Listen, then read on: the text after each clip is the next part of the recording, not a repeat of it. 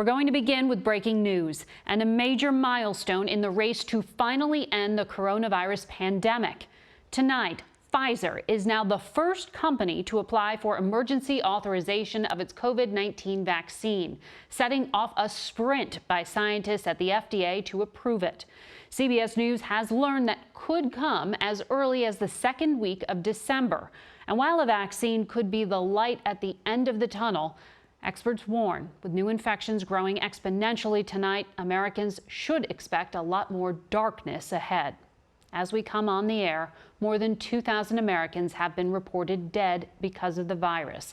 That is just in the past 24 hours. 80,000 more Americans are currently hospitalized. And the U.S. is now closing in on 200,000 new cases of the virus every day. That's twice as many each day as when the month began. With so many people now getting sick so quickly, there are urgent concerns tonight that the systems to both test and treat people are approaching a breaking point, pushing the mayors of several large cities, including L.A. and New York, to consider new restrictions to keep people home. We've got a lot of new reporting for you and your family, and our team of correspondents is standing by to cover it all. CBS's Jonathan Vigliotti is going to lead us off tonight from one of the country's largest testing sites in Los Angeles. Good evening, Jonathan.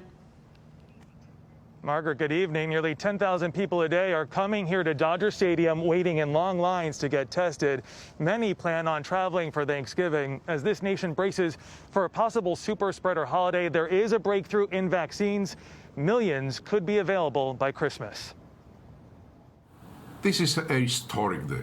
CBS News has learned teams of scientists are now pouring through Pfizer's testing data, thousands of pages, in an around-the-clock effort to deliver a vaccine. Pfizer hoping for FDA approval that could supply as many as 50 million doses by the end of the year. This as the nation reels from another record-shattering spike in cases, while people scramble to get tested in time for the holidays. That new warning from the CDC to avoid Thanksgiving travel too late for an estimated 50 million who've already made plans. Dr. Anne Ramoyne is a UCLA epidemiologist. You could potentially be infected immediately after you have that test and any time after that. Is it safe for people to travel to see their families, to gather for this holiday? There's no zero risk scenario here. Another Thanksgiving reality, the growing number of those going hungry. The Greater LA Food Bank says demand this year is up 145%. And this line in Dallas today stretching for miles to receive Thanksgiving turkeys.